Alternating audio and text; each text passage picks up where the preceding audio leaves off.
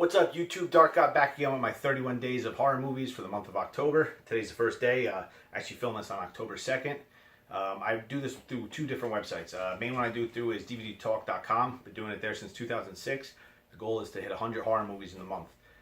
There's various rules. There's a checklist. There's subset themes of the night, movie picks of the night, and everything. And I try to participate in everything I can with that. There's only been 2 years that I haven't hit 100 films. It was the first 2 years I partook in it. The other thing I do this to is Letterboxd.com, and theirs is called Hooptober, and theirs a little less restrictive. It's 31 films.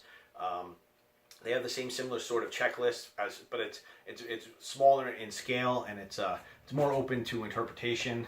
A couple directors, watch a couple films from this, whatever. It's named Hooptober after obviously Toby Hooper. And the sad thing is we actually lost him this year. So this year it's kind of more of like a memorial for him. So there's that. So anyway, I started this on dusk on the 30th, and it goes till dawn on November 1st. So it's been a while since I posted any videos. In case anybody doesn't know, which anybody watching my videos is probably a horror fan, knows that Nerd Block, the parent company for Horror Block, declared bankruptcy. So they went out of business. They ripped a lot of people off. Like, I paid for my July box. Last box I got was June. My June box was all leftovers. I got the videos on the opening. You see me get the Ouija t-shirt for the third time in the past year.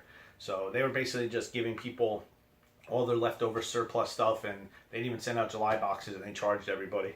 So a little scummy in my opinion, and I mean, I thought they were doing good, but obviously they weren't. You would think the amount of boxes they were selling, I don't know, maybe they just weren't making enough money. I don't see how, but that's what it is. So anyway, that being said, I want to get into this. And like last year, every day I'm going to try to wear a different horror t-shirt. I'm pretty sure this year I do actually have 31. I'm a little close. If not, I'll have to pick a couple up right at the deadline. But today's shirt is actually one of my Horror Block t-shirts. It's from The Purge. This is one of my favorite shirts, and I get a lot of compliments for this shirt. A lot of people not even realizing it's from The Purge, just think it's a cool t-shirt. It's similar to my They Live t-shirt I wear that it says Obey. A lot of people think it's part of the clothing line when it's not. It's more for the movie, but it's still just something cool, and it's a shirt I like. The first movie I actually like too. But anyway, back to the movies that I watched this time. So this video is going to be a little longer because I'm starting at dusk on the 30th and going to all my films from yesterday.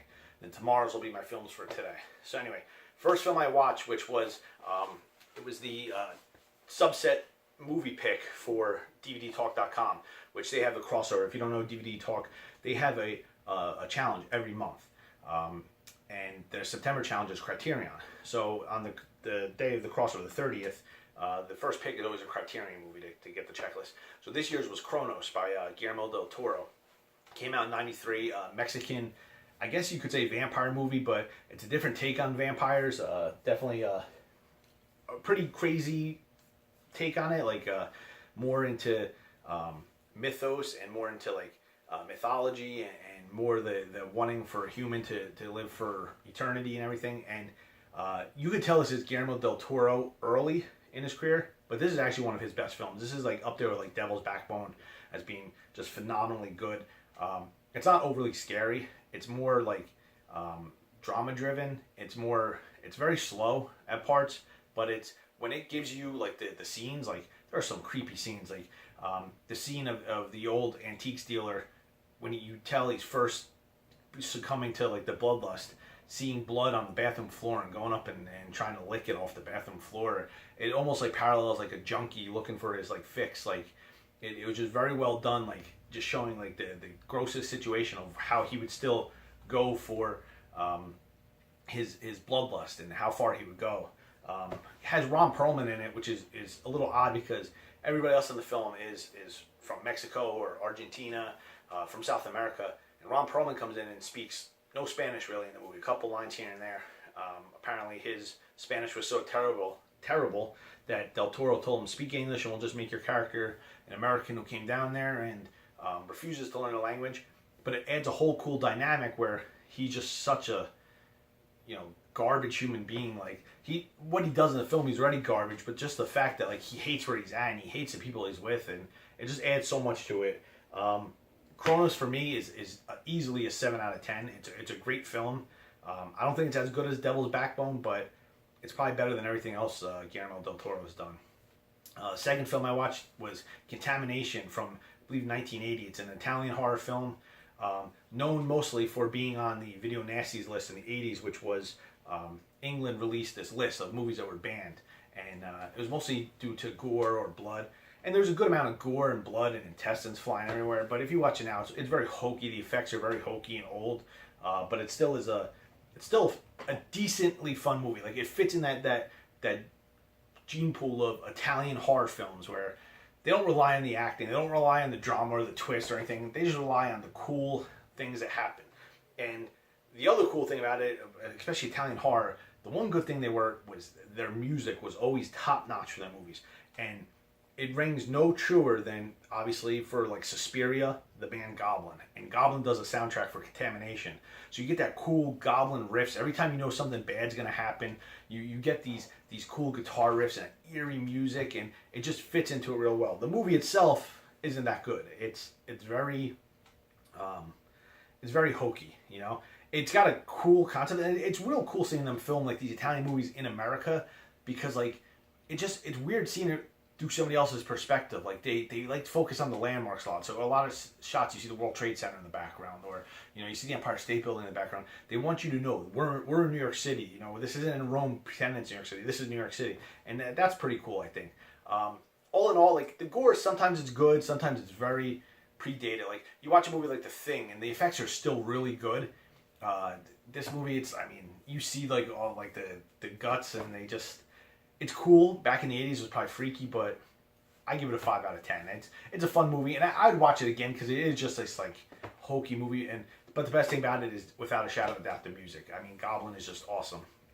Third movie I watched on Saturday night was Beyond the Gates, which just came out last year, 2016, and it's a take on VCR board games like Nightmare, if you're familiar, or Atmosphere, and there was a few others, but those were the two big horror ones.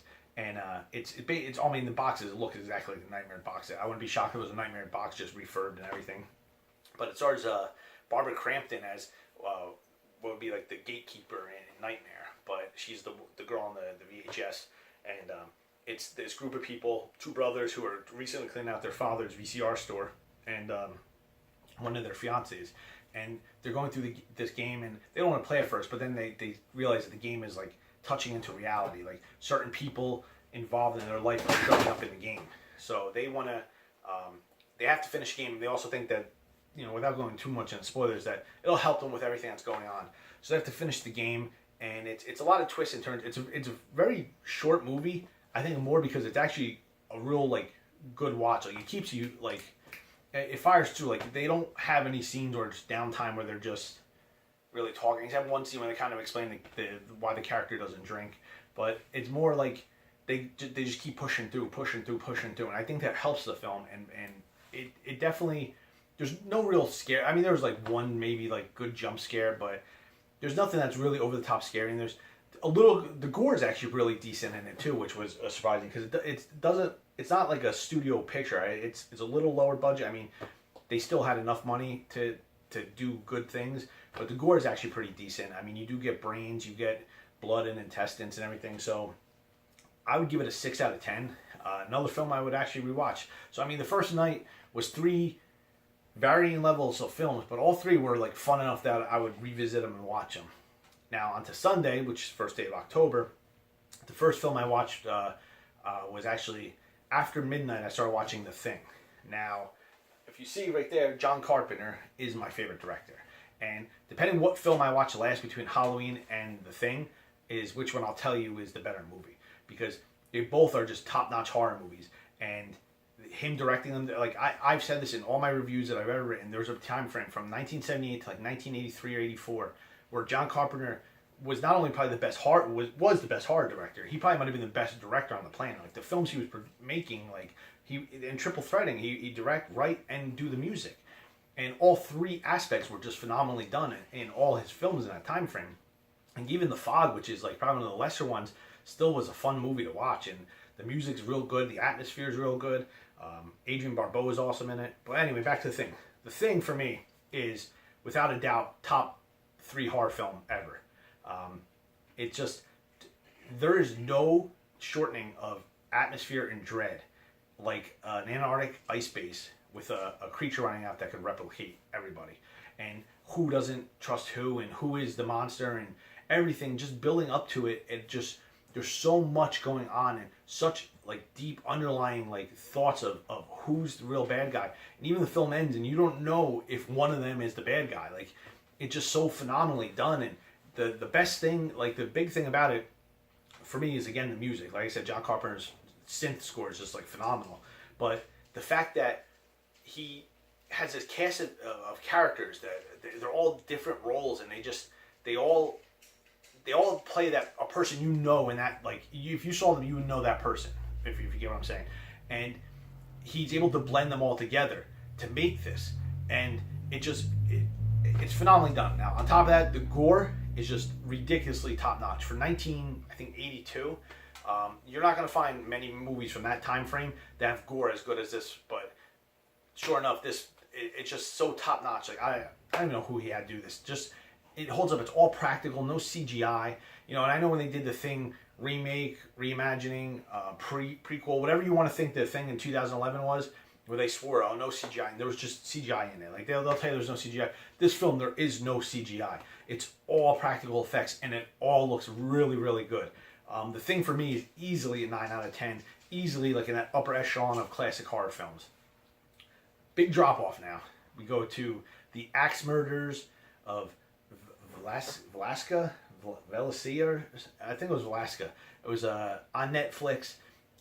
Was a movie. It's supposed to be based on a true story of these axe murders in the 1900s, and these kids go to this place, and it starts promising. Like, it starts like, I was like, okay, you know, it seems like it's gonna be good. Maybe an axe murder is gonna be killing these, and then it turns into the demons are in the house and they're possessing people, and the people are turning on each other, and it really goes nowhere.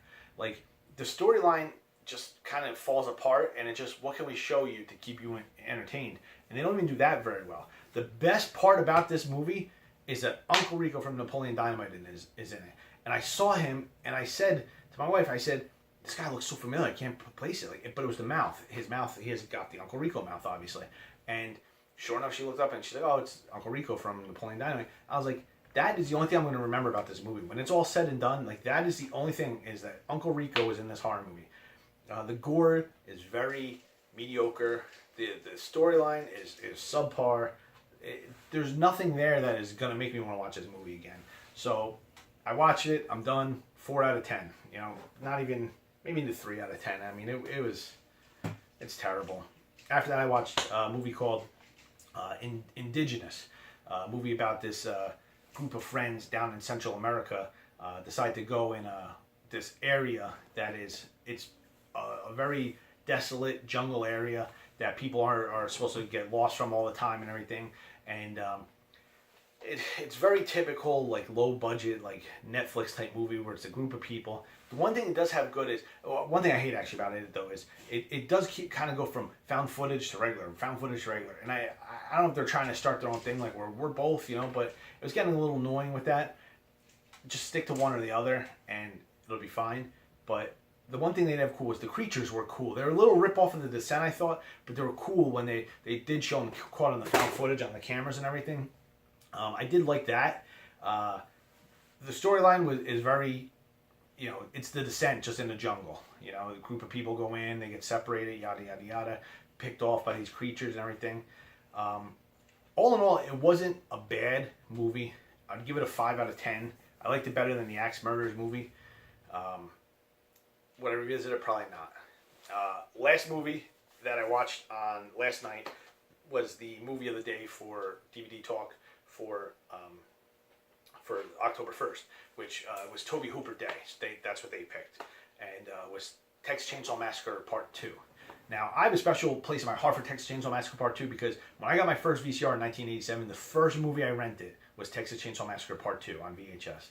And it's actually a film I don't have in my collection of VHS, and I should probably get it because it did actually have a spot for that. And here's the thing with Texas Chainsaw Massacre 2. Texas Chainsaw Massacre is an utter classic, obviously. You know, one of the best horror films. Like, everything was on all cylinders with Texas Chainsaw Massacre. Texas Chainsaw Massacre 2, to me, is a funner movie. It's funner to watch. It's not as good as Texas Chainsaw Massacre by far, but for me, like, Chop Top is the best character out of the two movies because he's so like engaging. Every scene he's on, he steals the show. You know, if it's a dog will hunt, you know, everything. You know, Vietnam flashback, the incoming with the hammer, just everything. Every time he's present on the scene, he steals the scene. Even from Leatherface, even from Stretch, from Lefty. I mean, they have better actors in two, but it's Bill Moseley who takes away from everything. The gore is better for like a movie in the '80s. It was really good. Like the one scene I remember as a kid always bothered me. Not bothered me, but always like maybe like wow, you know, is when he's cutting the skin off of the DJ and he lifts it up and you see the face and you see through the eyes and the mouth the light. And I just always thought that was like a cool shot the way it was done. Like I said, TCM though is the opening scene with the two kids driving the truck with driving alongside the truck is it's just really well done scene, very gore inducing. I don't think Savini was the effects. He might have been. I don't know. He basically did every 1980s horror movie effects at one point or another, so it might have been him. But that is it. Those were the 7 films I watched. Right, 7. Yep, 7 films I watched. Tomorrow. It's not going to be as many, shorter video. It's probably going to be about 3 or 4 films. I actually forgot my tape. I was going to show you guys my Chud VHS tape that I'm going to be popping in because tomorrow's movie of the day is actually Chud. So, till then, I'm Dark God. This is Satan. See you later.